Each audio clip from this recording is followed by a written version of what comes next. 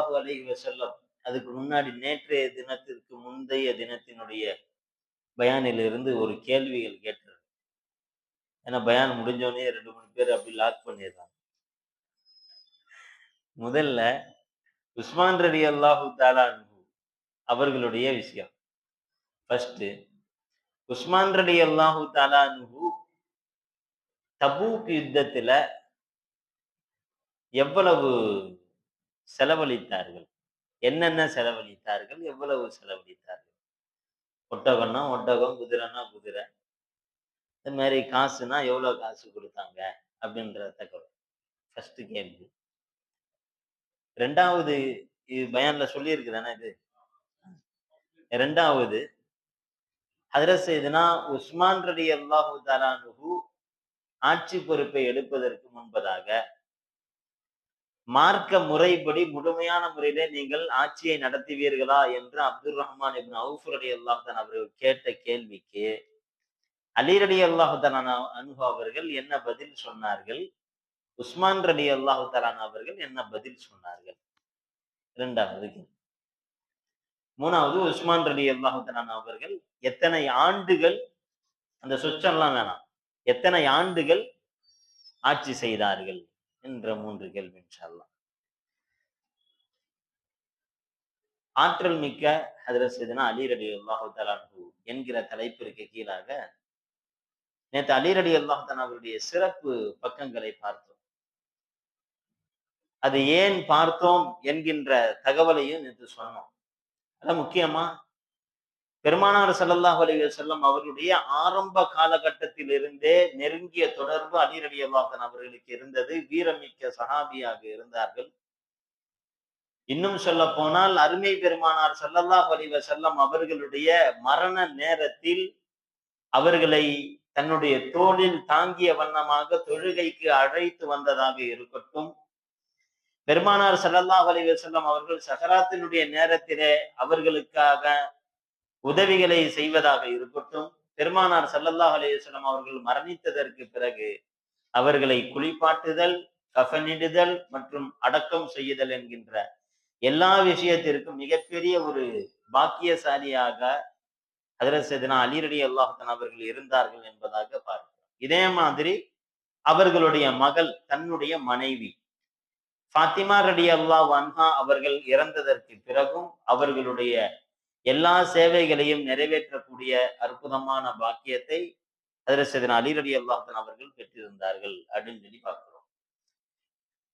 இதை தாண்டி இவ்வளவு சிறப்பு மிக்க ஹஜ்ரத் சையதுனா அலி ரலியல்லாஹு தஆலா அவர்கள் அபூபக்கர் சித்திக் ரலியல்லாஹு தஆலா அவர்களுடைய ஆட்சி காலத்தில் மிக பிரதானமான ஆலோசகராக அலி ரலியல்லாஹு தஆலா அவர்கள் இருந்தார். சாதாரணமான ஆலோசனை சொல்வதற்கு சில பேர் இருந்தாலும் சில பிரச்சனைக்கு தீர்வை துல்லியமாக எடுக்க முடியாது. சட்ட சிக்கல் ஏற்படும். அது மாதிரியான நேரத்திலே அலி ரலியல்லாஹு தஆலா அவர்கள் என்ன சொல்கிறார்கள் என்பதாக கருத்தை கேட்டு அந்த கருத்தின்படி செயலாற்றக்கூடியவர்களாக அபூபக்கர் சித்திக் ரலியல்லாஹு தஆலா அவர்களும் இருந்தார்கள். ஹஜ்ரத் சையதுனா உமர் ரலியல்லாஹு தஆலா அவர்களும் இருந்தார்கள் என்பதாக பார்க்கிறோம். இது ஏன் சொல்றோம் அப்படின்னு சொன்னா, இவ்வளவு மேலேந்து பார்க்கிறோம். ரசூலுல்லாஹ்வோட எவ்வளவு நெருக்கமானவங்க, அவ்வளவு நெருக்கமான ஹஜ்ரத் சையதுனா அலி ரலியல்லாஹு தஆலா அவர்கள் எந்த ஒரு இடத்திலையும் தன்னுடைய அதிகாரத்தை குறித்து ஆர்வத்தை வெளிப்படுத்தியதே இல்லை. சரிங்களா? 2வது அபூபக்கர் சித்திக் ரலியல்லாஹு தஆலா அவர்கள் உமர் ரலியல்லாஹு தஆலா அவர்களுடைய காலகட்டத்தில் இருந்த அந்த இது கூட உஸ்மான் ரலியல்லாஹு தஆலா அவர்களுடைய காலகட்டத்தில் அலி ரலியல்லாஹு தஆலா அவர்களுக்கு இல்லை என்பதுதான் யதார்த்தமான செய்தி. கொஞ்சம் நெருடலான செய்தியாக இருந்தாலும் அதுதான். பெரும்பாலும் ஹஜ்ரத் சையதுனா அலி ரலியல்லாஹு தஆலா அவர்கள் எடுத்து வைக்கக்கூடிய கருத்துக்கள் எல்லாம் அங்கு உடன் இருந்த ஏற்கனவே சொன்ன மாதிரி ஹக்கம் மற்றும் மர்வான் போன்றவர்களுடைய காரணத்தினால் அந்த கருத்துக்கள் புறக்கணிக்கப்பட்டது. அதற்கு வலுவை அந்த அளவிற்கு கொடுக்கப்படவில்லை என்பது யதார்த்தம். எனவேதான் அலி ரலியல்லாஹு தஆலா அவர்கள் உஸ்மான் ரலியல்லாஹு தஆலா அவர்களுடைய விஷயத்திலே அதிகமான கருத்துக்களை சொல்லாமல் தவிர்த்து கொண்டார்கள் என்பதாக பார்க்கிறோம். நிறைய விஷயத்துல அவங்களுக்கு மத்தியில சங்கடமான ஒரு சூழல் ஏற்படும். இப்படியெல்லாம் இருக்கின்ற நேரத்திலேயும் கூட அலி ரலியல்லாஹு தஆலா அவர்கள் எந்த ஒரு இடத்திலையும் ஆட்சி அரை அரியணையை அவர்கள் என்ன செய்யல, எதிர்பார்க்கல. ஏன்னா அபாண்டமான முறையில் அலி ரலியல்லாஹு தஆலா அவர்களின் மீது இந்த அவதூறுகள் பரப்பப்படுகிறது. திட்டமிட்டு அரசியல் லாபத்திற்காக, அரசியல் நோக்கத்திற்காக சில கயவர்களின் மூலமாக அலி ரலியல்லாஹு தஆலா அவர்களின் மீது அவதூறு. அப்பதான் அதுக்காண்டிதான் இவ்வளவு சொல்லுது. இவ்வளவு சிறப்புகளை இருந்தும் அலி ரலியல்லாஹு தஆலா அவர்கள் அபூபக்கர் ரலியல்லாஹு தன்னுடைய காலகட்டத்திலே எப்படி இருந்தாங்க? தன்னை அடையாளப்படுத்துறாங்களா எங்கேயாச்சும்? இன்னும் சொல்ல போனா அவங்களுக்கு பின்னாடி வந்தவர்கள் எல்லாம், இஸ்லாத்திற்கு வந்தவங்க எல்லாம் பெரிய பெரிய முக்கியமான போஸ்டிங்ல இருக்கிறாங்க, பொறுப்புல இருக்கிறாங்க. எந்த ஒரு இடத்திலையும் அலி ரலியல்லாஹு தஆலா அவர்கள் பொறுப்புகளை குறித்து கேட்டதும் இல்லை, அதற்கான முயற்சியிலும் ஈடுபட்டது இல்லை என்பதாக பார்க்கிறோம். தன்னை அறிமுகப்படுத்திக் கொள்ளாமல், அடையாளப்படுத்திக் கொள்ளாமல் மறைந்திருந்த மாணிக்கமாக தான் அலி ரலியல்லாஹு தஆலா அவர்கள் இருந்தார். அப்படி இருக்கும்போது இங்க உஸ்மான் ரலியல்லாஹு தஆலா அவர்களுடைய கொலைக்கு பிறகு அலி ரலியல்லாஹு தஆலா அவர்கள் அங்க ஹிலாஃபத்தினுடைய பொறுப்பை எடுப்பதற்கான காரணம் என்ன அப்படின்றதையும் நேற்றைய தினத்திலே பார்த்தோம். அதுல முக்கியமாக மக்களினுடைய சூழல் அது மிகவும் மோசமான நிலையாக இருந்துச்சு. ஒரு பக்கம் உஸ்மான் ரலியல்லாஹு தஆலா அவர்கள் கொலை செய்யப்பட்டு விட்டார்கள். இந்த அநியாயம் எங்க நடக்கும்? எவ்வளவு பெரிய அநியாயம்!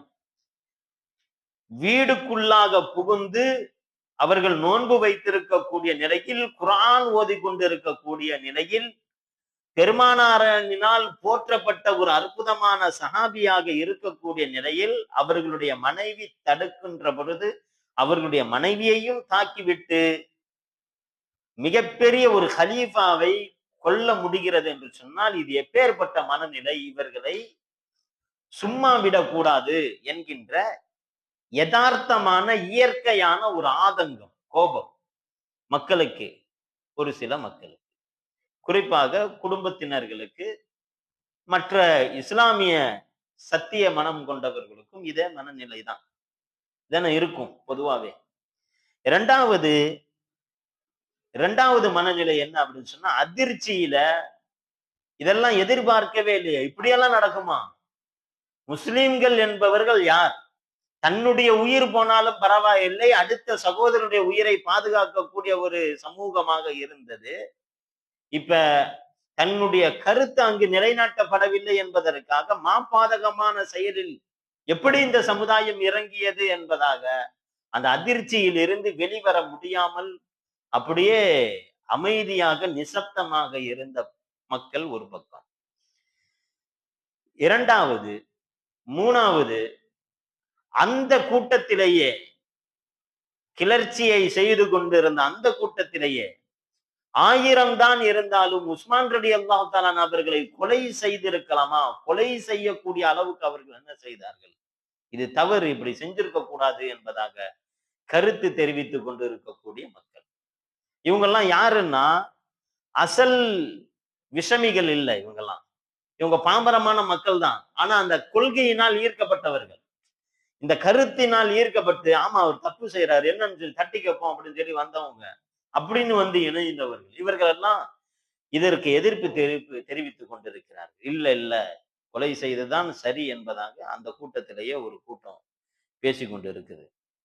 இந்த நேரத்துல எப்படியாவது இப்ப சஹாபாக்கெல்லாம் மக்காவில் இருந்து இங்கே வருகை தந்து கொண்டிருக்கிறார். முஆவியா ரலியல்லாஹு அன்ஹு அவர்களுடைய படைகள், உமையாக்களுடைய படைகள் எல்லாம் மதீனாவை நோக்கி வந்து கொண்டிருக்கிறது. இப்ப எல்லா சஹாபாக்களும் ஒன்று கூடி விட்டார்கள் என்றால் நம்முடைய நிலை மோசமாக ஆகிரும். இப்ப தன்னை தற்காத்துக் கொள்ள வேண்டும். இப்ப என்ன செய்யறது? தன் சார்பாக யாரையாவது இங்க ஹலீஃபாவாக நியமிக்க வேண்டும் என்பதாக அவர்கள் புறப்படுகிறார், முயற்சி செய்யறாங்க. இல்ல சங்கடமான சூழல் என்ன அவர்களுக்கு அப்படின்னு சொன்னா, தானே அந்த பொறுப்பை எடுத்துக்கொள்ள வேண்டும் என்கின்ற ஒரு வெறி ஒரு பக்கம் இருக்கு. தான் இதுல வந்துட்டோம்னா எல்லாத்தையும் ஆஃப் பண்ணிடலாம். ஆனா ஒரு பயம், அப்படி வந்தாக்க ஈஸியா நம்மள அடையாளம் கண்டுருவாங்க. அதனால பெரிய சஹாபிகள் யாரையாவது முன்னிறுத்தி அவர்களுக்கு சப்போர்ட் பண்ற மாதிரி நம்ம கூட இருந்துகிட்டோம்னா அவங்களுக்கு கொடைக்கு கீழே இருந்துகிட்டோம்னா நம்மள யாரும் கண்டுபிடிக்க முடியாது என்கின்ற நிலையில் இந்த கூட்டம் நினைத்து கொண்டிருக்கிறார். இன்னொரு சில பேர் அந்த வரலாற்று ஆசிரியர்களை குறிப்பிட்டு காண்பிக்கிறார்கள். நாம அந்த ஆட்சிக்கு வந்துட்டு மொத்தமா எல்லாத்தையும் இது பண்ணிடலாம் அப்படின்னு சொல்லி நினைக்கிறாங்க. அதுலயே அவர்களுக்கு மத்தியில கருத்து வேறுபாடு வருது. ஆனா இவர்கள் ஆட்சிக்கு வந்துட்டாங்க அப்படின்னு சொன்னா நிலைமை இதைவிட மோசமாக ஆகும் என்பது யதார்த்தமான நிலை. இதையெல்லாம் தாண்டி உஸ்மான் ரலியல்லாஹு தஆலா அவர்கள் உமையா வம்சம், அந்த அடிப்படையில கோத்திர சண்டை, அந்த அந்த குலவெறி அது அது இப்பொழுது தலை தூக்க ஆரம்பிக்கிறது. உமையாக்கள் இப்படி இது பண்ணிட்டாங்க, அந்த எதிர் கூட்டத்தில் நம்முடைய இனம் எப்படிப்பட்ட இனம் என்பதை காட்டணும் என்பதற்காக அரசியல் பார்வையில பார்க்கக்கூடிய சில நபர்கள் அப்படி உருவாகணும். இப்படி பலதரப்பட்ட சூழல் இருந்துட்டு இருக்கு. இந்த நேரத்துலதான் அலி ரலியல்லாஹு தஆலா அவர்கள் ஆட்சி பொறுப்பை ஏற்க வேண்டிய தேவை இருக்கிறது. எல்லா சஹாபாக்களும் இந்த நிலையை அப்படியே விட்டோம்னா மிகப்பெரிய ஆபத்தா போயிரும், கண்டிப்பாக நீங்கள் பொறுப்பேற்க வேண்டும் என்பதாக கேட்டுக்கொள்றாங்க. அலி ரலியல்லாஹு தஆலா அவர்கள் முதல்ல தயங்குறாங்க. ஏன் தயங்குறாங்க? யதார்த்தமான விஷயம். இப்ப எல்லா சூழலும் அமைதியா இருந்து யார் வரா எல்லாம் ஆரவாரமாக வரவேற்கக்கூடிய நிலை அல்ல ஆட்சியை ஆசைப்படுவதற்கு. இங்க யாரு வந்தாலும் அவர்களை பற்றி அவதூறுகள் பேசப்படும். மிகப்பெரிய ஒரு பிரச்சனையை மிக சிறப்பான முறையிலே கொண்டு செல்ல வேண்டிய தேவை இருக்கிறது. சமுதாயத்தை கட்டுப்படுத்த வேண்டியது இருக்கிறது. அந்த கிளர்ச்சியாளர்களை அடக்கி அவர்களை அடையாளம் கண்டு தனியாக எடுக்க வேண்டியது. ஏன்னா மக்களோடு மக்களாக அவர்கள் புகுந்து கொண்டு இருக்கிறார்கள். இப்படிப்பட்ட இந்த சங்கடமான ஒரு நேரத்துல ஆட்சி பொறுப்பை எதிர்பார்க்கவே முடியாது. ஏன்னா ஆட்சி பொறுப்புக்கு வந்துட்டா அந்த கொலை பழியும் கூட தன் மீது விழுவதற்கான ஆபத்து இருக்கிறது என்கிற ஒரு சூழல். இது யதார்த்தமா நமக்கே புரியுது. இப்படி இருக்கும்போது அலி ரலியல்லாஹு தஆலா அவர்களுக்கு புரியாதா? அலி ரலியல்லாஹு தஆலா அவர்கள் அதை யோசிக்கிறார்கள். அதனால வரல. ஆனால் சமுதாயத்தினுடைய அழிவு, இங்க யாரும் வரல அப்படின்னு சொன்னா சமுதாயத்தினுடைய மிகப்பெரிய ஒரு அழிவு ஏற்படும். இந்த தீனை காப்பாற்ற வேண்டிய தேவை இருக்கிறது. அல்லது இந்த ஹிலாஃபத், நபி ஸல்லல்லாஹு அலைஹி வஸல்லம் அவர்கள் காண்பித்து கொடுத்த இந்த ஹிலாஃபத்தினுடைய முறை மன்னர் ஆட்சியாகவோ அல்லது வேறொரு குல ஆட்சியாகவோ கோத்திர ஆட்சியாகவோ மாறிவிடும். இப்படி வேற மாதிரியாக அது உருவெடுத்து விடும் என்கின்ற ஒரு காரணத்தினால், அல்லது அந்த கிளர்ச்சியாளர்களுடைய கைகளில் போய் சின்னா பின்னமாக ஆக்கப்படுவதற்கான காரணம் இருக்கிறது என்கிற காரணத்தினால் உம்மத்தினுடைய நலவை மனதில் வைத்துக் கொண்டு தன் மீது எவ்வளவு அவதூறுகள் பேசப்பட்டாலும் பரவாயில்லை என்கின்ற தியாக உணர்வோடுதான் ஹஜ்ரத் ஸையதுனா அலி ரலியல்லாஹு அன்ஹு அவர்கள் அந்த பொறுப்பை ஏற்கிறார். இரண்டாவது, அலி ரலியல்லாஹு அன்ஹு அவர்கள் பொறுப்பை ஏற்கிறார். சொன்ன மாதிரியே அங்க பிரச்சனைகள் ஸ்டார்ட் ஆகும். இந்த நேரத்துல ஹிலாஃபத்து தேவையா? ஆமா, ஹிலாஃபத் இல்லாமல் இருக்கக்கூடாது. அதை குறித்து நாளைக்கு பேசுவோம் இன்ஷா அல்லாஹ், அதை விரிவாக. ஏன் ஹிலாஃபத்தினுடைய நிபந்தனைகள் என்ன? ஒரு ஹலீஃபா இறந்துட்டாக்க அடுத்த ஹலீஃபா எப்பொழுது தேர்வு செய்ய வேண்டும், இது யாரினுடைய முறை, யாருடைய வழிகாட்டுதல் அப்படின்றத இன்ஷா அல்லாஹ் நம்ம நாளைக்கு பார்ப்போம். இப்ப அலி ரலியல்லாஹு அன்ஹு அவர்கள் பொறுப்பை ஏற்றுக்கொண்டார்கள். பொறுப்பை ஏற்றுக்கொண்டா ஒரு சில பேர் என்ன சொல்றாங்கன்னா, உஸ்மான் ரலியல்லாஹு அன்ஹு அவர்களை முதலாவதாக யார் கொலை செய்தார்களோ அவர்களை பழி தீர்க்க வேண்டும். அதற்கு அப்புறம்தான் இந்த ஹிலாஃபத்தை குறித்துண்டான யோசனையிலே நாம் கவனம் செலுத்த வேண்டும் என்பதாக உணர்ச்சி வசப்பட்டு பேசுறாங்க. ஆனா இது சரியத்துக்கு மாற்றம். எப்ப மௌத் ஆயிட்டா அடுத்த ஹலீஃபாவை தேர்வு செய்யணும், சட்டுன்னு தேர்வு செய்யணும். எனவேதான் ரசூலுல்லாஹி ஸல்லல்லாஹு அலைஹி வஸல்லம் அவருடைய ஜனாசா இருக்கக்கூடிய நிலையில அடக்கம் செய்யறதுக்கு முன்னாடிதான் அபூபக்கர் சித்திக் ரலியல்லாஹு அன்ஹு அவர்கள் தேர்வு செய்யப்படுகிறார்கள். சரிங்களா? ரசூலுல்லாஹி ஸல்லல்லாஹு அலைஹி வஸல்லம் ஜனாசா இருக்கு, 2வது நாள் ரசூலுல்லாஹ்வுடைய ஜனாசா இருக்கு. அந்த நிலையில தான் அது முடிவு செய்யப்படுது. அதே மாதிரி அபூபக்கர் சித்திக் ரலியல்லாஹு அன்ஹு அவர்கள் தன்னுடைய கடைசி நேரத்துல உமர் ரலியல்லாஹு அன்ஹு அவர்களை முடிவு செய்து விடுகிறார்கள். உமர் ரலியல்லாஹு அன்ஹு அவர்கள் கொலை செய்யப்பட்டு குத்துயிரும் கொலையுருமாக அவர்கள் இருக்கின்ற பொழுது, இந்த 3 நாளுக்குள்ளாக நீங்கள் கலீஃபாவை நீங்கள் தீர்மானிக்க வேண்டும் என்பதை அவர்கள் கட்டளையிடுகிறார். அதுக்குள்ள முடிவு செஞ்சிடும். இல்லைன்னா இந்த உம்மத்து பிளவுபட்டுவிடும். பெருமானார் ஸல்லல்லாஹு அலைஹி வஸல்லம் அவர்கள் கட்டளையிட்டு இருக்கிறார்கள். அது மாதிரியான. அப்பனா பாருங்க, இன்னைக்கு நாம தலைமையே இல்லாமல் பல வருடங்கள் இருந்து கொண்டு இருக்கோம். அசல்ல இந்த உம்மத்து 3 நாட்களுக்கு மேலாக தலைமை இல்லாமல் போகக்கூடாது. அங்க சைத்தானுடைய அட்டூழியம், அங்க ஆதிக்கம் அதிகமாகிவிடும் என்பது யதார்த்தமான நபி வழி காட்டக்கூடிய நபி ஸல்லல்லாஹு அலைஹி வஸல்லம் காட்டக்கூடிய வழிமுறை. எனவே இங்க ஹிலாஃபத்தை முடிவு செய்து எல்லா சஹாபாக்கள் எல்லாம் முடிவு செஞ்சு அலி ரலியல்லாஹு அன்ஹு அவர்கள் இது பண்றாங்க. இதுல இன்னும் சில பேர் அரசியல் லாபத்திற்காக அலி ரலியல்லாஹு அன்ஹு அவர்களை புறக்கணிக்கிறார். இல்ல, அவர்கள் இப்ப உஸ்மான் ரலியல்லாஹு அன்ஹு அவர்களுடைய மரணம், அதற்கு முதல்ல தீர்வு நம்ம காணணும் அப்படின்னு சொல்றாங்க. இது எல்லா சஹாபாக்களும் அதான் சொல்றாங்க. ஆனா சில பேர் சொல்வதனுடைய காரணம் என்னது, இந்த ஹிலாஃபத்தை கொஞ்சம் தள்ளி போடணும் அப்படின்றதுக்காக, இதுக்கு அரசியல் நோக்கத்திற்காக சில பேர் சொல்லிட்டு இருக்காங்க. இப்படிப்பட்ட நிலை இருந்துகிட்டு. இப்ப அலி ரலியல்லாஹு அன்ஹு அவர்கள் தூர நோக்கு சிந்தனையோடு கவனித்துக் கொண்டிருக்கிறார்கள். ஏன்னா எடுத்தோம் கவிழ்த்தோம் அப்படின்னு சொல்லி எந்த ஒரு முடிவையும் எடுக்கக்கூடாது. இதே விஷயம், இதே மாதிரியான விஷயம் எங்க நடந்துச்சு? உஹதுல நடந்துச்சு. பெருமானார் ஸல்லல்லாஹு அலைஹி வஸல்லம் அவர்கள், ஏன்னா யாரு கொலை செய்தானோ அந்த கொலை செய்த நபரை தனியாக எடுத்து பிரித்தறிந்து அவனுக்கான தண்டனையை கொடுக்கணும். வந்திருக்கிறது மொத்தம் 2000 பேர் கிளர்ச்சியாளர்கள், மொத்தம் 2000 பேர்.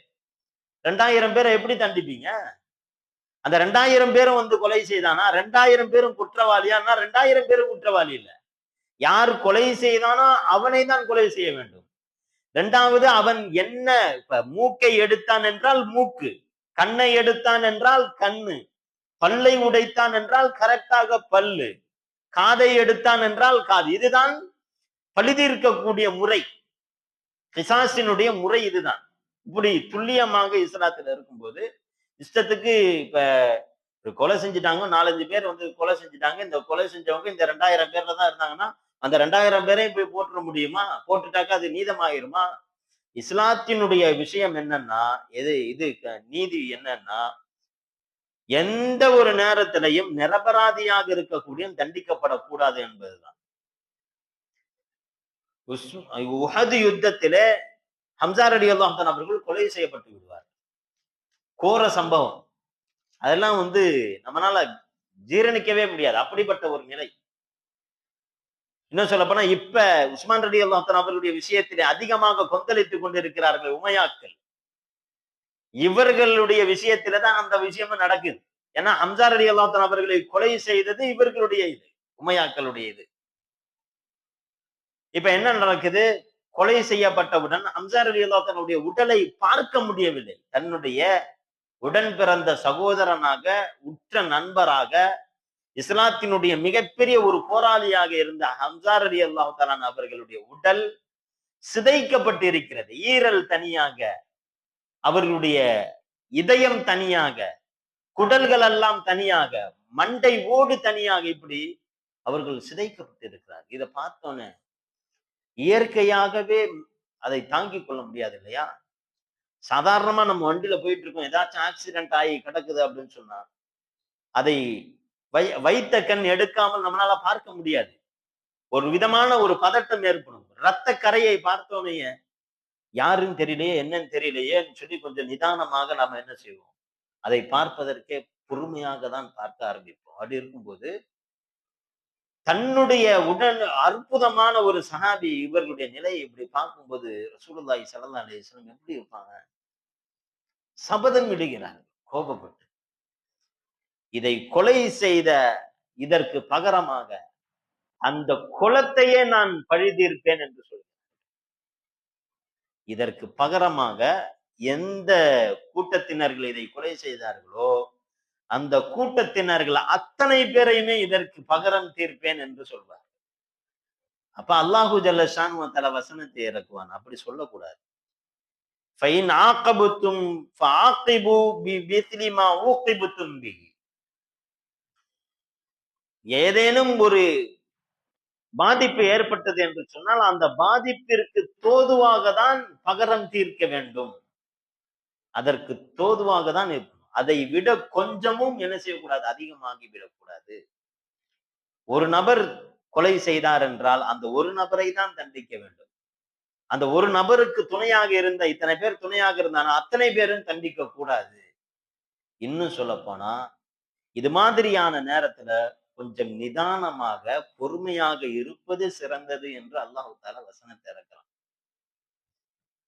ரசூலுல்லாஹி ஸல்லல்லாஹு அலைஹி வஸல்லம் அவர்கள் எந்த விஷயத்தை உடனடியாக தௌபா செய்துவிட்டு எந்த மனநிலையை கொண்டு வந்தார்களோ அதே மனநிலையில் தான் இப்பொழுது ஹஜ்ரத் ஸையதுனா அலி ரலியல்லாஹு அன்ஹு அவர்கள் இருக்கிறார். அலி ரலியல்லாஹு அன்ஹுடைய மனநிலை என்ன மனநிலை? ரசூலுல்லாஹ்வுக்கு அல்லாஹ் சொன்ன மனநிலை தான் இங்க என்னது, அலி ரலியல்லாஹு அன்ஹு அவர்கள் இருந்து கொண்டு இருக்கிறார். ஏன்னா இதுதான் ரசூலுல்லாஹி ஸல்லல்லாஹு அலைஹி வஸல்லம் அவர்கள் அலி ரலியல்லாஹு தஆலா அவர்களை குறித்து சொல்வார்கள், அலியுன் மஅல் குர்ஆன். அலி ரலியல்லாஹு அன்ஹு அவர்கள் இருக்கிறார்கள், அவர்கள் குர்ஆனோடு இணைந்தவர்கள். வல் குர்ஆனு மஅல் அலி. குர்ஆன் இருக்கிறதே அது அலியோடு இணைந்தது. லன் யதஃபர்ரகா, ரெண்டையும் பிரிக்கவே முடியாது. அத்தா யரிதா அலல் ஹவுல். ஹவுலுல் கௌசரிலே என்னை சந்திக்கின்ற வரையிலும் குர்ஆனையும் அலியையும் பிரிக்கவே முடியாது என்று சொல்வார்கள். அலி ரலியல்லாஹு அன்ஹு அவர்கள் எங்கு இருக்கிறார்களோ அங்குதான் குர்ஆனுடைய விளக்கம் இருக்கும். அதனால அலி ரலியல்லாஹு அன்ஹு அவர்களை நீங்கள் பற்றி பிடித்துக் கொள்ளுங்கள் என்று எந்த ஒரு சூழல்லையும் சொன்னாங்க. அது ஏன் சொன்னாங்கன்னா பின்னாடி இது மாதிரி எல்லாம் நடக்க போகுது அப்படின்ற செய்தி, குழப்பமான செய்தி இதுவா. ஏன்னா இங்கேயும் நல்லவங்க இருக்கிறாங்க, இங்கேயும் நல்ல மக்கள் இருக்கிறாங்க. இப்ப யாரை எடுக்கிறது அப்படின்ற நிலை வந்தால் அலி ரலியல்லாஹு அன்ஹு அவர்கள் எங்கு இருக்கிறார்கள் என்பதை பார்த்து நீங்கள் அந்த இடத்துல இருந்து கொள்ளுங்கள் என்பதுதான் இங்க ரசூலுல்லாஹி ஸல்லல்லாஹு அலைஹி வஸல்லம் அவர்கள் சூசகமாக சுட்டி காண்பிக்கக்கூடிய இடம். அலி ரலியல்லாஹு தஆலா அவர்கள் இப்படிப்பட்ட நிலையில இருந்துகிட்டு இருக்காங்க. ஆனால் இங்கு உணர்ச்சி வசப்பட்டு அதை எப்படியாவது தீர்த்து விட வேண்டும் என்பதாக நின்று கொண்டிருக்கிறாங்க. இப்படி போர் அலி ரலியல்லாஹு தஆலா அவர்கள் இந்த ஆட்சியை சரி செய்து எல்லாரையும் அமைதிப்படுத்தினாதானே இந்த திருடர்களை கண்டுபிடிக்க முடியும். முதல்ல சமூகத்துல ஒரு சுமூகமான சூழல் ஏற்படணும். அதற்காக முயற்சி செய்து கொண்டிருக்கிறார்கள். இவர்கள் முயற்சி செஞ்சு இங்க உள்ள ஆளுநர்கள், அங்க உள்ள ஆளுநர்கள் இதையெல்லாம் மாத்தி நிர்வாகத்தை அமைப்புகளை சீர் செய்து கொண்டு இருப்பதற்கு 4 மாசம் ஓடிருச்சு. 4 மாசம் ஓடிருச்சு. இன்னும் சொல்ல போயிருந்தா இதை அப்படியே விட்டு இருந்தா கூட அலி ரலியல்லாஹு அன்ஹு அடுத்த ஸ்டெப் பக்கம் போயிருப்பாங்க.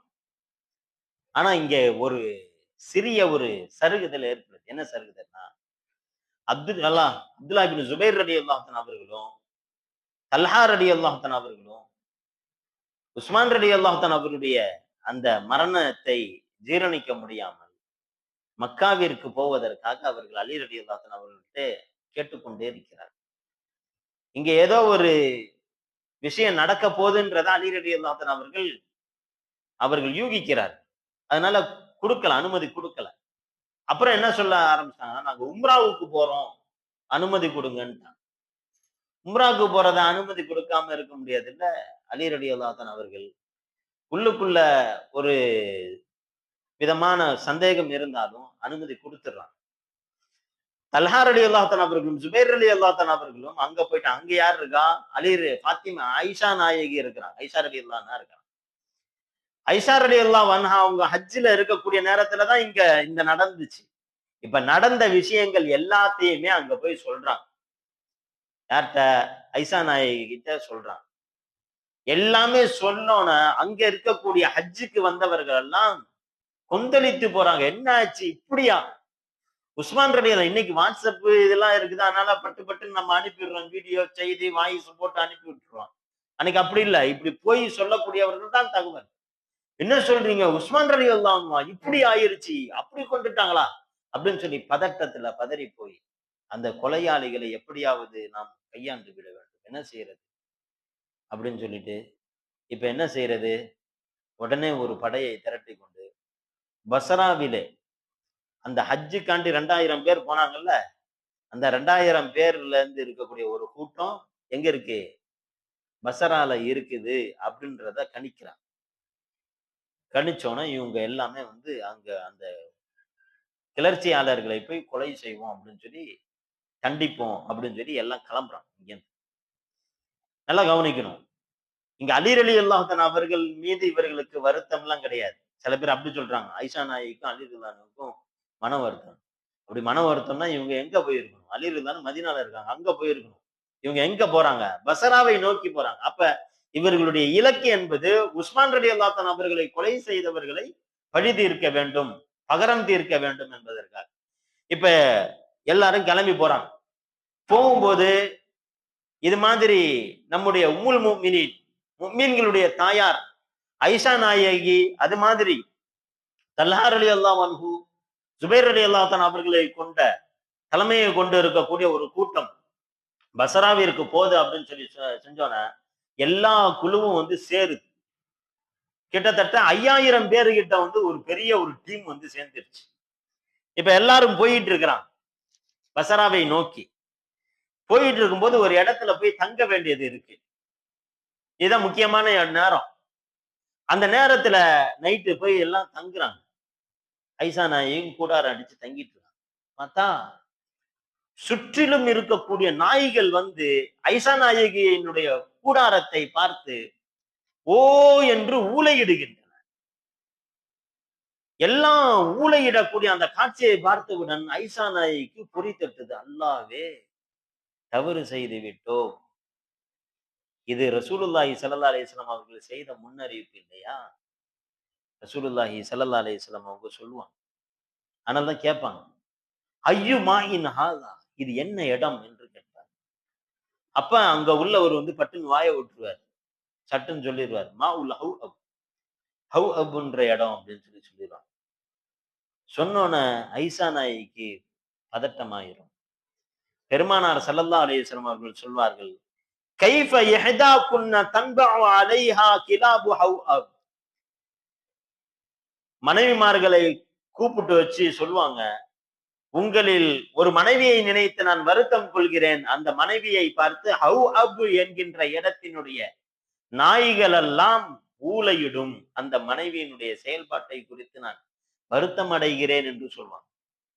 இது ஐஷா நாயகி புரிஞ்சுக்குவாங்க. ஆஹா, நம்ம தவறு செஞ்சுட்டோம். இதை புரிஞ்சுக்கிட்டு உடனே இவங்க வந்து பேக் அடிக்க ஆரம்பிப்பாங்க. நான் இங்கேருந்து வரமாட்டேன். நம்ம போறது வந்து சரியான இலக்கு அல்ல. இது வந்து ரசூலுல்லாஹி ஸல்லல்லாஹு அலைஹி வஸல்லம் எச்சரிக்கை செஞ்சிருக்காங்க. தல்ஹா ரலியல்லாஹு அன்ஹு, ஜுபைர் ரலியல்லாஹு தஆலா அன்ஹு அவங்க என்ன சொல்றாங்கன்னா, எவ்வளவு தூரம் வந்திருக்கோம்? 1522 கிலோமீட்டர் தொலை தூரத்துக்கு வந்தாச்சு. அங்கேருந்து வந்தாச்சு. இன்னும் கொஞ்சம் இடத்துல பஸ்ரா வந்துரும். ஈராக்கினுடைய தெற்குல தான் இருக்குது பஸ்ரா. அது வந்துரும். இப்ப என்ன செய்யறது? இப்ப வந்து இல்ல இல்ல தவறுதலா வந்துட்டோம். அதனால போவோம்ன்னு சொல்லி கேட்டா, இருக்கிற மக்கள் வந்து சாதாரணமான மக்கள் எல்லாம் கடுப்பாயிருவாங்க. ஹுதைபியா உடன்படிக்கையில பார்த்துச்சு. ரசூலுல்லாஹி ஸல்லல்லாஹு அலைஹி வஸல்லம் அங்க போயிட்டு இவ்வளவு தூரம் வந்துட்டு எப்படி ரிட்டர்ன் அப்படின்னு சொல்லி எல்லாம் கொந்தளிச்சாங்க. அப்படி இருக்கும்போது ரசூலுல்லாஹ்வுக்கே அப்படி இருக்கும்போது நம்முடைய நிலை என்ன ஆகுறது? பட்டுன்னு ஐஷா நாயகிட்ட போய் வந்து பேசுவாங்க. இல்ல இல்ல இது ஹவ்அப்ன்றது இல்ல. யாரோ வந்து உங்களுக்கு இன்ஃபர்மேஷன் தவறா சொல்லிட்டாங்க. இது வந்து அது இன்னும் கொஞ்சம் தூரத்துல இருக்குது. இப்ப இது ஒண்ணும் இல்ல அப்படின்னு சொல்லி சமாதானப்படுத்தி வைப்பாங்க. ஐஷா நாயகி சரின்னு சொல்லிட்டு கிளம்பிருவாங்க. இப்ப எல்லாம் எனக்கு எங்க வந்தாச்சு? பஸ்ராக்கு வந்தாச்சு. பஸ்ரால பார்த்தா அங்க யாரு இருப்பா அப்படின்னு சொன்னா உஸ்மான் இப்னு ஹனீஃப் ரலியல்லாஹு அன்ஹு சஹாபி. அலி ரலியல்லாஹு தஆலா அவர்களினால் நியமிக்கப்பட்ட பஸ்ராவினுடைய ஆளுநர் அவங்க இருப்பாங்க. இது மாதிரி ஒரு கூட்டம் 5000 பேர் கொண்ட ஒரு கூட்டம் வந்து பஸ்ராவுடைய வாசல்ல வந்து நிக்குது. என்ன செய்யறது? உஸ்மான் இப்னு ஹனீஃப் கேட்பாங்க, மதா துரீதூன், எதுக்காண்டி வந்திருக்கீங்க? என்ன நோக்கம் என்று கேட்பார்கள். பெரிய படையா இருக்கு. என்ன நோக்கம் என்று கேட்பார்கள். இவர்கள் சொல்வார்கள், நஹ்னு நுரீது கத்லத்து உஸ்மான். உஸ்மானை கொலை செய்தவர்களை பகரம் தீர்ப்பதற்காக நாங்கள் வந்திருக்கிறோம் என்று சொல்வார்கள். ஏன்னா இதை எப்படியே விடக்கூடாது. ஹலீஃபான்றது சாதாரணமா எப்படி வீடு புகுந்து வெட்டலாம்? அவர்களை இதுவதற்காக வந்திருக்கிறோம் அப்படின்னு சொல்லி சொல்லுவாங்க. உஸ்மான் இப்னு ஹனீஃப் ரலியல்லாஹு அன்ஹு அவர்கள் சொல்வார்கள், நீங்க எடுக்கிற முடிவு இதுதான் சரியானது என்று சொன்னால் அலி ரலியல்லாஹு அன்ஹு அவங்க எடுத்திருக்க மாட்டாங்களா? அலி ரலியல்லாஹு அன்ஹு அவர்கள் தாமதமாக இருக்கிறார்கள் என்றால் அதுக்கு ஏதாச்சும் ஒரு காரணம் இருக்கத்தானே செய்யும். அப்படி இருக்கும்போது அவசரப்பட்டு இந்த முடிவை எடுக்க வேண்டாம். ஹத்தா யஅதி அலி. அலி ரலியல்லாஹு அன்ஹு அவர்கள் வருகின்ற வரையிலும் பொறுமை காருங்கள் என்று சொல்றாங்க. வந்திருக்கக்கூடிய மக்கள் இங்க வெறுமனே ஐஷா ரலியல்லாஹு அன்ஹா, தல்ஹா ரலியல்லாஹு அன்ஹு, ஜுபைர் ரலியல்லாஹு அன்ஹு இவங்கள மட்டும் பார்க்க கூடாது. மீதி இருக்கக்கூடிய மக்கள் 5000 பேர் மக்கள். இவர்களை கட்டுப்படுத்திட முடியுமா? வந்திருக்கிற நாங்க இவ்வளவு தூரம் வெயில்ல நிக்கிறேன், நீ தண்ணி குடுக்காம உட்கார்ந்து கேள்வி கேட்டுட்டு இருக்கேன்னு சொல்லி நம்ம வீட்டுல டென்ஷனா வரும் இல்லையா? அதே மாதிரி நாங்க வாசல்ல நின்னுட்டு இருக்கோம், நீ என்ன இது மாதிரி சொல்றது அப்படின்னு சொல்லி ஒரு கூட்டம் இறங்கிரும் களத்துல. கோபத்துல இறங்கி உள்ள புகுந்துரும். கட்டுப்படுத்த முடியாது. 5000 பேர் கொண்ட ஒரு கூட்டம் உள்ள புகுந்து ஆளுநருடைய வீடு, ஆளுநருடைய இடம், ஆளுநர் உஸ்மான் இப்னு ஹனீஃப் ரலியல்லாஹு அன்ஹு அவருடைய சஹாபி தாடியை பிடித்து இழுத்து அவர்களுடைய சட்டைகளை எல்லாம் கிழித்து உள்ளக்க போய் யார் யார் எல்லாம் ஹஜ்ஜுக்கு போனா அது உஸ்மான் ரலியல்லாஹு அன்ஹு அவர்கள் கொலை செய்யப்பட்ட நேரத்திலே மதீனாவிலே இருந்தது யார் யார் என்பதாக கேட்டு 300 பேர்களை அங்கு வெட்டப்படுகிறது. இந்த 300 பேரும் கொலையாளிகளா? அது ஊர்ஜிதம் செய்யப்பட்டுச்சா? உணர்ச்சி வசப்படுதல். உணர்ச்சி வசப்பட்டு அங்க கொலை செய்து உஸ்மான் இப்னு ஹனீஃப் அங்க போயிட்டார். அங்க மதீனா அலி ரலியல்லாஹு அன்ஹு அவர்கள் பார்க்கிறாங்க. பதட்டமாக ஏதோ ஒரு அசம்பாவிதம் அங்க நடக்குது. உடனே படையை எடுத்துக்கொண்டு அலி ரலியல்லாஹு அன்ஹு அவர்கள் கிளம்பி போறாங்க. எங்க? பஸ்ராவுக்கு போறாங்க. இப்பதான் பார்க்கணும். இப்ப அலி ரலியல்லாஹு அன்ஹு அவர்கள் ஏதோ ஒரு ஆபத்து அங்கு நடக்கிறது, என்னன்னு கேட்போம் அப்படின்னு சொல்லிதான் கிளம்பி போறாங்களே தவிர எதிர்த்து சண்டை போடுவதற்காக போல. ஏதோ ஒரு பிரச்சனை, 5000 பேர் கொண்ட ஒரு பெரிய ஒரு கூட்டம்னா இப்ப அதற்கு தோதுவாக ஒரு படையை எடுத்துக்கொண்டு அலி ரலியல்லாஹு அன்ஹு அவர்கள் வேகமாக புறப்பட்டு செல்கிறார். இப்ப வேகமா அங்க போய் பார்த்தா அங்க இது மாதிரியான பிரச்சனைகள் எல்லாம் நடந்துட்டு இப்ப அலி ரலியல்லாஹு அன்ஹு அவர்கள் மிக்தாத் இப்னு அஸ்வத், காக்கா இப்னு அம்ர் 2 பேரை போய் என்ன விஷயம் போய் கேளுங்க அப்படின்னு சொல்லி கேட்டோன்னே அவங்க சொல்றாங்க. உஸ்மான் இப்னு ஹனீஃப் சொன்ன மாதிரி எங்களுக்கு உஸ்மான் ரலியல்லாஹு அன்ஹு அவர்கள் கொலை செய்த அந்த நபர்கள் பகரம் தீர்க்கப்பட வேண்டும். அது மட்டும்தான் நோக்கம், வேற எதுவுமே நோக்கம் இல்லை. அலி ரலியல்லாஹு அன்ஹு அவர்கள் சொல்கிறார்கள், எனக்கும் அதுதான் நோக்கம், எனக்கும் அதுதான் நோக்கம். இன்னஹு லைஸ மினல் மஸ்லஹத்தி தத்பஉ கத்லத உஸ்மான் அல்லான். உஸ்மான் ரலியல்லாஹு தஆலா அவர்களுடைய கொலையாளர்கள் யார் என்பதை துல்லியமாக கணக்கிட செய்யப்படுவதற்கு முன்பதாக உடனடியாக எடுக்கப்படக்கூடிய நடவடிக்கை இல்லை இது. இப்போதைக்குள்ள நிலவரம் என்னன்றா பல் தஸ்ததிப்புல் உமூரு கத்லத உஸ்மான். முதல்ல உள் நிலவரத்தை கட்டமைப்பை சீர்படுத்தி விட்டு எல்லா சூழலும் அமைதியாக ஆனதற்கு பிறகு அதற்கு அடுத்ததாக ஒவ்வொரு விசாரணை வைத்து அந்த விசாரணையின் மூலமாக யார் குற்றவாளிகளோ அவர்களை தனியாக எடுத்து அவர்களை தண்டிக்கலாம், தண்டனை கொடுக்கலாம். இதுதான் முறையானது என்பதை ஹஜ்ரத் சையதுனா அலி ரலியல்லாஹு அன்ஹு அவர்கள் கொடுக்கிறார். சொன்னோன கரெக்ட் என்பதை எல்லாரும் புரிஞ்சுக்கிறாங்க. இதுதான் யதார்த்தம் அப்படின்னு சொல்லி புரிஞ்சுக்கிறாங்க.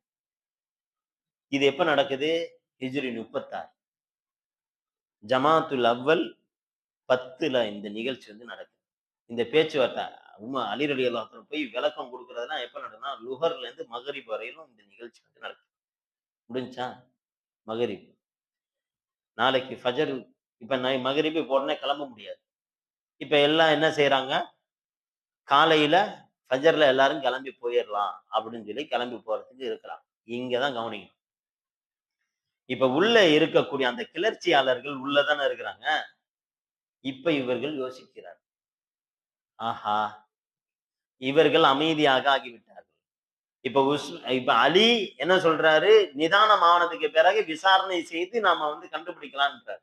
இது இப்படியே விட்டா சரி வராது. இதை உடனடியாக இதை அப்படியே ஆட்டத்தை கலைச்சு விடணும் அப்படின்றதுக்காக இந்த கிளர்ச்சியாளர்களில் சிலர் இரவோடு இரவாக அங்க ஐஷா நாயகியுடைய படைக்கு போயிடுறாங்க. அந்த இடம் எல்லாம் அங்க போயிடுறாங்க. அங்க போயிட்டு இங்க ஒரு சில பேர் இருந்துக்கிறாங்க. இங்கிருந்து கற்களையும் சில இதையும் எடுத்து இங்கிருந்து தாக்குகிறார் இரவுல. இப்படி தாக்கும் பொழுது அங்கிருந்த கூடியவர்கள் நடுநிசையில, அதாவது தஹஜ்ஜுடைய நேரத்துல இவர்கள் இங்கிருந்து தாக்க அங்கிருந்து அந்த கிளர்ச்சியாளர்கள் சத்தம் போடுறாங்க. அநியாயம் செய்துட்டாரு அலி. இப்படி நம்மளை அமைதிப்படுத்துற மாதிரி படுத்துட்டு நடுநிசையில நம்மள அழிச்சிடலாம்னு சொல்லி பாக்குறாரு. எடுத்து அடிங்கன்னு சொல்லி இவன் அடிக்க இப்படி கலவரங்கள் இதாயிருச்சு. என்ன நடக்குதுன்னு அலி ரலியல்லாஹு அன்ஹு அவர்களுக்கும் தெரியல, ஐஷா நாயகிக்கும் தெரியல. சண்டை அதிகமாகிறது. பெரிய ஒரு கலவரமாக ஆகிவிட்டது. கலவரமானா கிட்டத்தட்ட 13,000க்கும் மேற்பட்டவர்கள் அங்கே இறந்து போனார்கள் என்பதாக வரலாற்று ஆசிரியர்கள் சொல்றாங்க. சரியான விஷயம். அலி ரலியல்லாஹு அன்ஹு அவர்களுக்கும் வேதனை தாங்கல, ரொம்ப கஷ்டமா இருக்கு. இப்ப வேகமா போறாங்க. பார்த்தா ஜுபைர் ரலியல்லாஹு அன்ஹு அவர்கள். ஜுபைர் ரலியல்லாஹு அன்ஹு யாரு? உற்ற நண்பர், மிகப்பெரிய நேசத்திற்குரியவர். பார்த்தவனே ஜுபைர் ரலியல்லாஹு அன்ஹு அவர்கள் இவர்களுக்கு எதிராக சண்டையில நின்று கொண்டிருக்கிறாங்க. வர்றாங்க. அப்ப அலி ரலியல்லாஹு அன்ஹு அவர்கள் கேட்கிறார், ஜுபைரே, உனக்கு நினைவு இருக்கிறதா பெருமானார் ஸல்லல்லாஹு அலைஹி வஸல்லம் அவர்கள் நம்ம 2 பேரும் தோளிலே சாய்ந்து கொண்டிருக்கின்ற பொழுது நீங்கள் அவ்வளவு நேசத்திற்குரியவர்களாக இருக்கிறீர்களா என்று கேட்டுவிட்டு, ஜுபைர், அந்த துகாத்திலு அலியன், ஒரு காலம் வரும் அந்த நேரத்திலே நீ அலியை எதிர்த்து சண்டை போடுவாய், வாந்தல்லாலிம், அன்று நீ தவறிழைத்தவனின் இருப்பாய் என்பதாக ஜுபைர் ரலியல்லாஹு அன்ஹு அவர்களுக்கு நினைவூட்டுவார்கள். இத சொன்னோன்னதான் ஜுபைர் ரலியல்லாஹு அன்ஹு அவங்களுக்கு அந்த ஹதீஸ் நினைவுக்கு வரும். ஆஹா, தப்பு செஞ்சுட்டோம்னு சொல்லிட்டு என்ன செய்வாங்க? பேக் அடிப்பாங்க. அந்த போர்ல இருந்து பேக் அடிப்பாங்க. தல்ஹா ரலியல்லாஹு அன்ஹு அவர்கள் கொலை செய்யப்பட்டு விடுவார்கள். இன்னொரு ரிவாயத்தின்படி ஜுபைர் ரலியல்லாஹு அன்ஹு அவர்கள் கொலை செய்யப்பட்டுவார்கள். கொலை செய்யப்பட்டதெல்லாம் யாரு? தன்னுடைய சகோதரர்கள். இதை பார்த்துட்டு அலி ரலியல்லாஹு அன்ஹு அவர்கள் சிறு பிள்ளை அழுவதை போன்று தேம்பி தேம்பி அழுவார். இப்படி நடந்துகிட்டு இருக்கும். இதுக்கு இடையில அந்த கிளர்ச்சியாளர்கள் 2 பேர் போயாச்சு. உஸ்மானை வைத்தே ஒரு பெரிய அரசியல் செஞ்சுக்கிட்டு இருக்கோம். இப்ப 2 பேர் போயிட்டாங்க. இவங்களை வச்சு அரசியல் பண்ணிடலாம். இன்னும் யார் இருக்கா? சையதா ஐஷா ரலியல்லாஹு அன்ஹா இருக்கான். அவங்களையும் நம்ம போட்டுட்டோம்னா மொத்த இஸ்லாமியர்களுக்கு மத்தியில பெரிய பிரச்சனையை ஏற்படுத்தி விட்டுறலாம். அலிதான் எல்லாத்தையும் செஞ்சாருன்னு சொல்லி நம்ம என்ன செஞ்சு விட்டுறலாம், மாத்தி விட்டுறலாம் அப்படின்றதுக்காக அலி ரலியல்லாஹு அன்ஹு அவர்களுடைய ஆயிஷா நாயகியினுடைய ஒட்டகத்தினுடைய கால்களை வெட்டுவார்கள். அதுதான் ஜமல் யுத்தம் என்று சொல்றோம். ஜமல்னா ஒட்டகம். ஒட்டகத்தினுடைய கால்கள் வெட்டப்படும். வெட்டுப்படக்கூடிய அந்த காட்சியை அலி ரலியல்லாஹு அன்ஹு அவர்கள் தூரத்தில் இருந்து பார்ப்பார்கள். பார்த்தவுடன் சூறாவளியை விட மிக வேகமாக போய் ஐஷா நாயகியை, தன்னுடைய தாய் இல்ல அவங்க, அவங்கள தாங்கி பிடித்து அவர்களை பாதுகாப்பான நிலையில ஒரு இடத்துல வைத்து விட்டு, இப்பதான் ஐஷா நாயகியை பாக்குறாங்க அலி ரலியல்லாஹு அன்ஹு. தப்பா நினைச்சிட்டோமே அப்படின்னு சொல்லி புரியுறாங்க. எவ்வளவு பெரிய தூர நோக்கு சிந்தனையோட அலி ரலியல்லாஹு அன்ஹு அவர்கள் இருந்திருக்கிறார்கள். அலி ரலியல்லாஹு அன்ஹு அவர்கள் ஐஷா நாயகியை ஒரு ஓரத்துல எடுத்து வச்சுட்டு எல்லாரையும் மிகப்பெரிய ஒரு இதோட எல்லாத்தையும் சமாதானப்படுத்தி தேம்பி தேம்பி அழுகுறாங்க. அழுதுகிட்டே சொல்றாங்க, நான் உத்து அன்னி மித்து கபுல ஹாதா பி20 சனா, இந்த நிகழ்வு நடப்பதற்கு 20 வருடத்திற்கு முன்பதாக நான் மரணித்து போயிருந்தா நன்றாக இருக்குமே. உமர் ரலியல்லாஹு அன்ஹு அவங்களுடைய காலத்திலே நான் மூத்தா போயிருந்தா, அபூபக்கர் ரலியல்லாஹு அன்ஹு அவர்கள் மரணித்து கொஞ்ச நாளிலே நானும் மூத்தா போயிருந்தாக்க எந்த இதுமே இருந்திருக்காதே என்பதாக அவர்கள் அலி ரலியல்லாஹு அன்ஹு அவர்கள் வருத்தப்பட்டார். அதுக்கப்புறம் 300 பேர் கொண்ட ஒரு கூட்டத்தோடு ஐஷா நாயகியை பத்திரமாக இதுக்கு அனுப்பி வைப்பாங்க. மதீனாவுக்கு பெண்களுடைய ஒரு குழுவோடு அனுப்பி வைப்பார். இந்த நிகழ்ச்சியை பார்த்துட்டு ஐஷா நாயகிக்கு ரொம்ப மனசு கஷ்டமாயிரும், ரொம்ப வருத்தமாயிரும். அதுக்கப்புறம் அரசியல் சம்பந்தமாக ஒரு கருத்து கூட அவருக்கு தெரிவிக்கவே மாட்டார். தப்பு செஞ்சுட்டோம் அப்படின்னு சொல்லி. கடைசியாக அவர்கள் மரணிக்கக்கூடிய அந்த நேரத்துல கூட சொல்லிடுவாங்க. என்ன சொல்லிடுவாங்கன்னா, அபூபக்கர் ரசூலுல்லாஹ் வஃபாத் ஆயிருக்காங்க. எல்லாமே ஐஷா நாயகியுடைய வீட்டுல தான் மூத்த அடக்கம் செஞ்சிருக்காங்க. ரசூலுல்லாஹி ஸல்லல்லாஹு அலைஹி வஸல்லம் அடக்கம் செய்யப்பட்டிருக்காங்க. அபூபக்கர் ரலியல்லாஹு அன்ஹு, உமர் ரலியல்லாஹு அன்ஹு, நடுவுல செவரு. இங்கேயே தான் அடக்கம் செய்யப்பட வேண்டும் என்பதாக தான் நான் வாழ்ந்த வீட்டிலேயே அப்படியே அடக்கம் செய்யப்படணும்னு நினைச்சாங்க. ஐஷா நாயகி இந்த நிகழ்ச்சி தான் உனதுக்கு பிறகு அவங்க சொல்லிட்டாங்க, என்னுடைய வாழ்க்கையில் மிகப்பெரிய ஒரு சருகுதலை நான் செய்து விட்டேன். அது ரொம்ப மனசு கஷ்டமாச்சு. அதனால இப்படிப்பட்ட ஒரு புனிதர்களோடு நான் சேர்ந்து அடக்கமாவதற்கு எனக்கு விரும்பல. என்னை பொதுவான கபிரிஸ்தானில் அடக்கம் செய்து விடுங்கள். பொதுமக்களோடு நான் இப்போ மக்களாக ஒருத்தியாக நான் அடக்கமாகி விடுகிறேன் என்பதாக சொல்லி, ஜன்னத்துல் பகீயிலே தான் அவர்கள் அடக்கம் செய்யப்பட்டார்கள் என்பதாக பார்க்கிறோம். இப்பேற்பட்ட ஒரு சங்கடமான நிலை. இது ஒரு சங்கடமான நிலைனா, இதைவிட ஒரு சங்கடமான நிலை அடுத்து இருக்குது. அதை குறித்து இன்ஷா அல்லாஹ் நாம் நாளைய தினத்தில் பார்ப்பதற்கு இருக்கிறோம். அல்லாஹு ஜல்ல ஷானு வ தஆலா அவர்களை புரிந்து கொண்டதை போன்று நம் அனைவரையும் புரிந்து கொள்வானாக. அவர்களுடைய வாழ்க்கையில எந்த ஒரு அப்பழுக்கையும் நாம் சரியான முறையிலே புரிந்து அவர்களுடைய வாழ்க்கையில் இருந்து நாம் பெற வேண்டிய பாடங்களை முறையான முறையிலே பெற்றுக்கொள்ளக்கூடிய தௌஃபீக்கை அல்லாஹ் தஆலா நம் அனைவருக்கும் தந்தருள் புரிவானாக. ஆகிர் தவானா அல்ஹம்துலில்லாஹி ரப்பில் ஆலமீன்.